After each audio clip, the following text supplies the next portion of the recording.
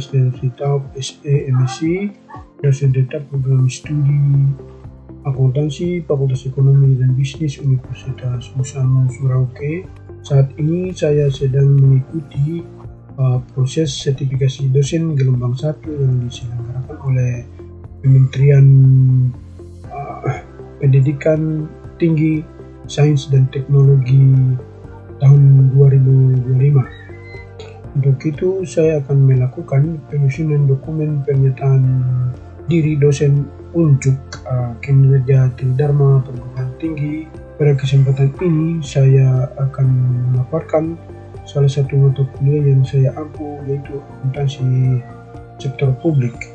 Identitas mata kuliah ini, nama mata kuliah akuntansi sektor publik, kode mata kuliah D01333203. Rumpun mata kuliah ini masuk dalam ilmu terapan. Kemudian SKS 3 SKS yang ditawarkan pada semester 3. Lalu kategori mata kuliah ini mata kuliah jurusan, kemudian profil yang diharapkan dari mata kuliah ini adalah menjadi akuntan pemerintah. Kemudian CPL program studi ini tentu diharapkan mampu secara mandiri menyusun laporan hasil data informasi keuangan dan non-keuangan serta pengungkapan terkait yang relevan dan andal untuk pengambilan keputusan manajerial. Kemudian yang kedua itu mahasiswa diharapkan mampu mengambil keputusan secara tepat dalam konteks penyelesaian masalah di bidang keahlian berdasarkan hasil analisis informasi dan data. Lalu menerapkan pemikiran logis, kritis, dan sistematis dan inovatif dalam konteks pengembangan ilmu pengetahuan dan teknologi. Kemudian capaian mata kuliah atau CPLTMK, salah satunya memahami ruang lingkup serta pengembangan entitas dan sektor publik, pemerintahan dan pemerintah. Lalu deskripsi mata kuliah ini diharapkan memfasilitasi mahasiswa dapat memahami dan menjelaskan konsep dan ruang lingkup akuntan sektor publik, profesi akuntan sektor publik, dan pendekatan serta teknik akuntan sektor publik yang tepat dalam setting lingkungan dan karakteristik kondisi akuntan sektor publik. Kemudian sistem pembelajaran yang ini dilakukan secara offline maupun online. Perubahan secara online Pemakaman secara online tidak dilakukan secara maksimal karena kadang-kadang jaringan lemah dan proses diskusi tidak maksimal selama proses pembelajaran. Kemudian metode pembelajaran, untuk mencapai tujuan mata kuliah ini, saya menerapkan metode pembelajaran aktif, partisipatif, dan berbasis pada kasus melalui kegiatan ceramah, tanya jawab, diskusi kelompok, dan penyelesaian kasus. Suara saya bisa terdengar jelas? Jelas, Pak. Jelas, Pak. Oke, jadi kita masuk ke bagian pertama. Jadi evolusi atau sejarah akuntansi sektor publik itu seperti apa? Di modul yang saya bagikan di beberapa hari lalu itu untuk bagi mahasiswa, itu silakan nanti secara detail bisa timeline perkembangan akuntansi sektor publik itu seperti apa. Nanti bisa baca di sana. Tetapi di sini saya mau hanya memberikan gambaran secara singkat saja. Jadi kalau dari aspek sejarah ini, dari berbagai literatur yang ada itu, akuntansi sektor publik itu sebenarnya sudah ada sejak zaman Babilonia sana ya. Tapi waktu itu fokusnya itu adalah penghitungan pajak. Tapi nanti ke sini itu reformasinya luar biasa sampai dengan sekarang.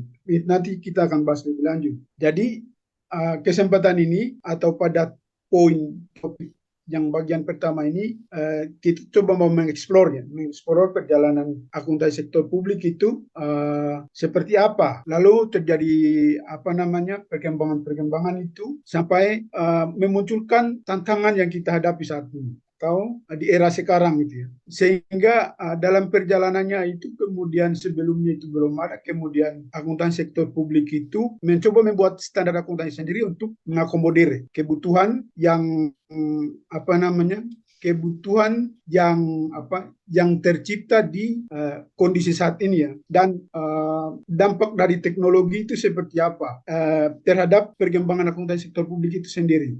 Jadi ini saya pikir ini sama. Jadi nanti di dalam mempelajari akuntansi sektor publik itu juga ada konsep ya, ada prinsip dasar, ada konsep tentang akuntansi sektor publik. Kemudian tujuannya itu unik ya. Kalau kita mudah untuk bagi mahasiswa yang mudah untuk membedakan itu, biasanya dilihat dari tujuannya itu. Kalau yang swasta itu kan lebih banyak orientasi ke keuntungan ya, tapi kalau sektor publik itu biasanya lebih ke pelayanan publik.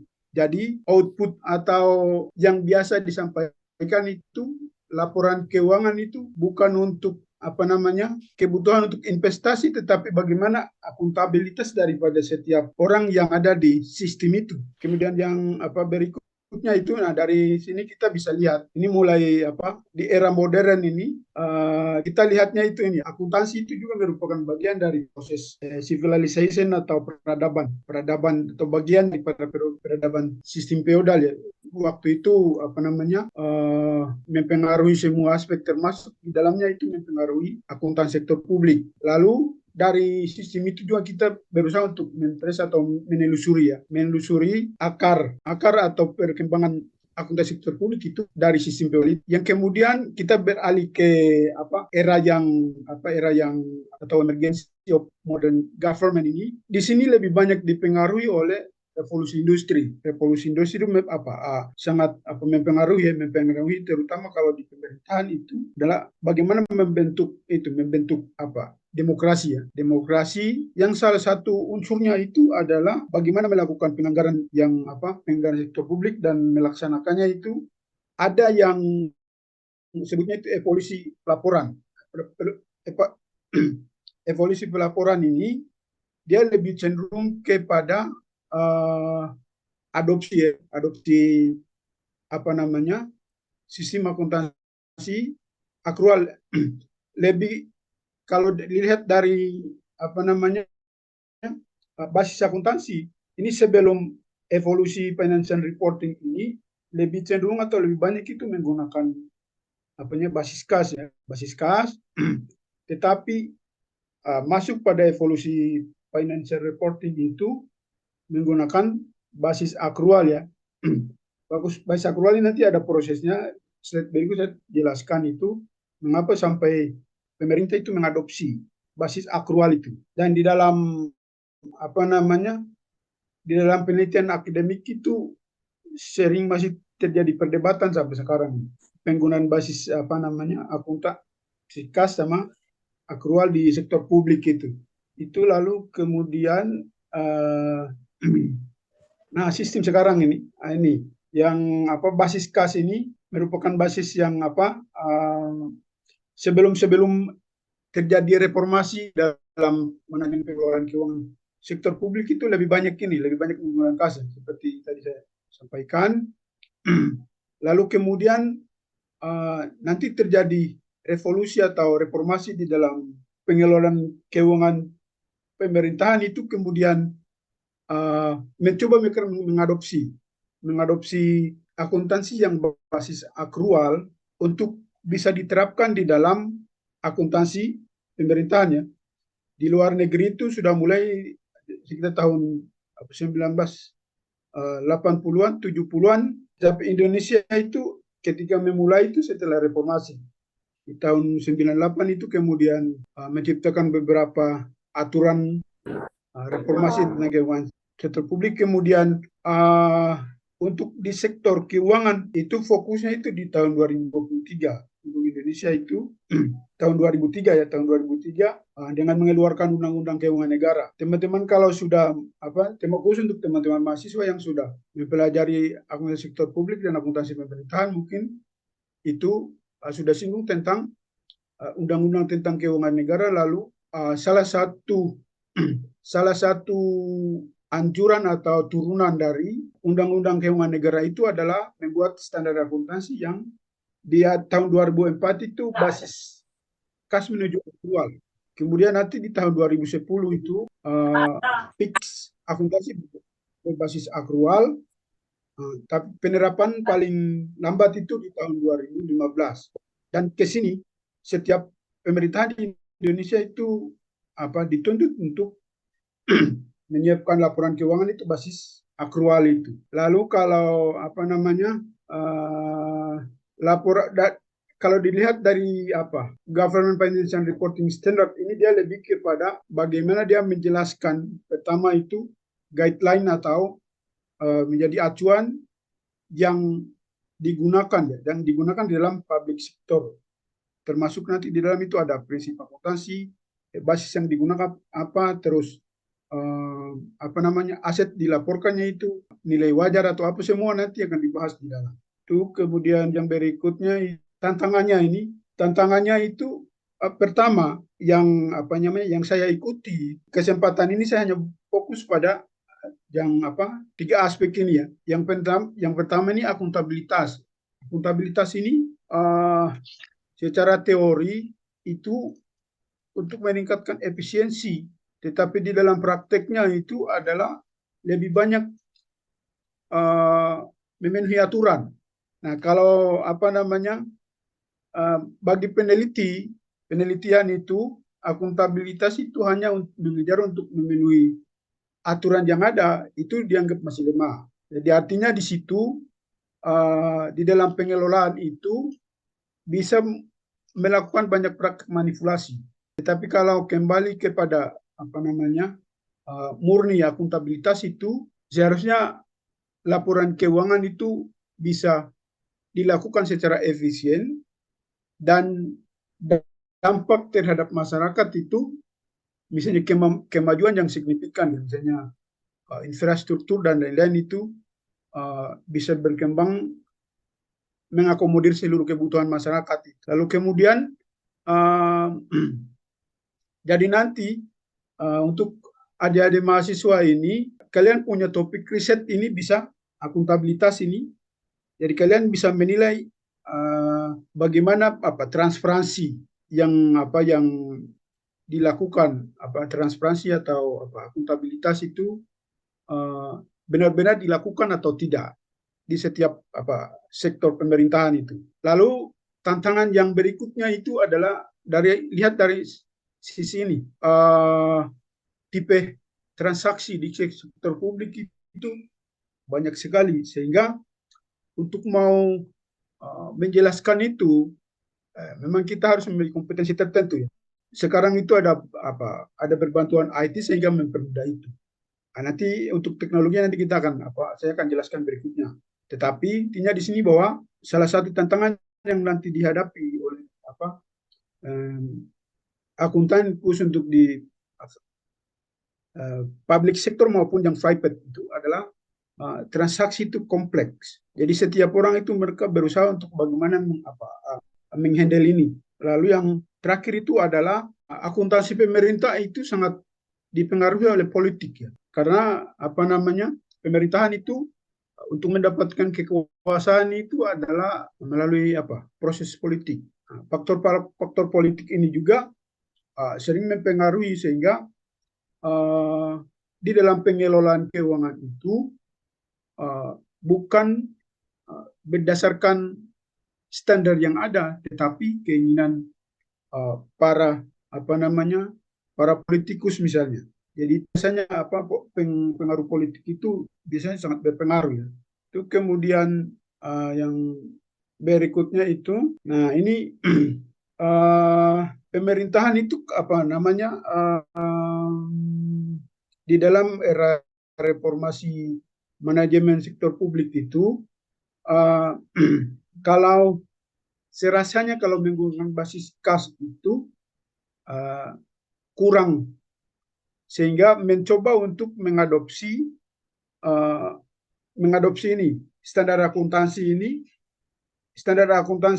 IPSAS ini mereka mengadopsi dari standar akuntansi yang berlaku untuk private, tapi ini konteks sesuaikan dengan konteks pemerintahan ya, sehingga seluruh apanya pemerintahan di seluruh dunia itu dianjurkan untuk menggunakan standar ini. Standar ini untuk di dalam menyampaikan laporan keuangan, ya, laporan keuangan, sehingga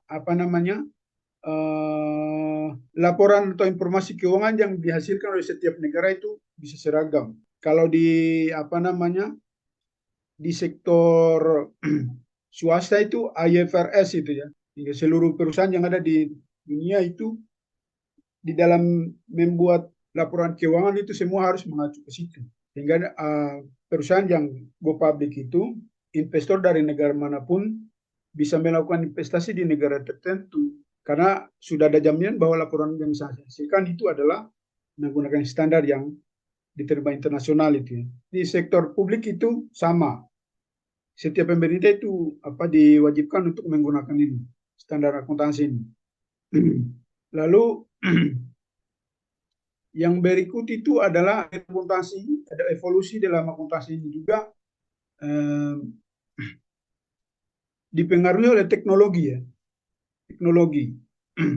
Teknologi yang beberapa tahun terakhir ini yang menjadi pusat perhatiannya itu adalah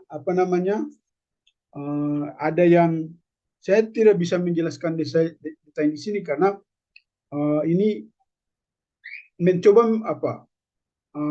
menerapkan produk-produk atau alat teknologi itu ke dalam akuntansi ya. Yang pertama biasanya di sini itu cloud computing ya. Tujuan dari cloud computing itu sebenarnya itu adalah solusi untuk efisiensi biaya. Efisiensi biaya, kemudian kalau menggunakan internet itu biasanya menggunakan menggunakan server. Server itu kita sudah harus punya server, lalu kita kita juga harus punya RAM, dan lain-lain itu. Tapi kalau misalnya yang manual itu, misalnya kita biasanya kan tunggu, kalau akuntansi tunggu sampai periode akhir lalu kita membuat jurnal dan lain-lain itu. Kalau misalnya informasinya yang terlalu kompleks, kita mau lakukan di akhir itu kan kewalahan itu. Makanya untuk memenuhi kebutuhan itu, sekarang itu ada yang namanya cloud computing itu. Jadi ini berupa aplikasi tapi basisnya web. Jadi kalian transaksi mau di mana saja, pusat dari cloud ini itu akan memproses sendiri otomatis. Di akuntansi, di pemerintahan juga sudah mulai mengadopsi ini ya, cloud. Yang untuk pemerintahan di Indonesia itu yang mencoba itu Provinsi Jawa Barat. Itu mereka sudah mulai masukin. Yang lain belum ya. Kemudian blockchain teknologi ini paling gampangnya itu kalau di dalam proses akuntansi manual kan kita istilahnya itu buku besar ya. Jadi di sini itu blok atau blok atau setiap blok itu mengisi informasi ya. Misalnya buku besar tentang pembelian, buku besar tentang penjualan, buku besar tentang utang, itu modelnya seperti itu. Tapi ini dia sudah dalam bentuk teknologi ya. Jadi di situ dia by system itu dia sudah memblok. Jadi nanti blok ini informasinya itu isinya ini. Lalu yang berikut itu juga sudah kecerdasan buatan ya. Kecerdasan buatan ini juga memang membantu untuk melakukan proses otomatisasi ya. Lalu kalau dilakukan secara manual mungkin lebih kecenderungan untuk melakukan kesalahan itu lebih tinggi, sehingga kalau menggunakan AI ini bisa mengurangi human error itu. Evolusi akuntansi itu sudah sampai sekarang itu masuk di tahapan-tahapan ini. Jadi adik-adik yang belajar tentang akuntansi sektor publik, setelah kalian nanti lulus itu, kalian akan dihadapkan pada ini. Sehingga butuh suatu skill tertentu. Nanti akan kita bahas skillnya itu seperti apa yang diperlukan di era-era seperti ini loh. Kesimpulan saya dari pertama ini itu adalah yang artinya yang kalian bisa bisa istilahnya itu kalian bisa dalami itu adalah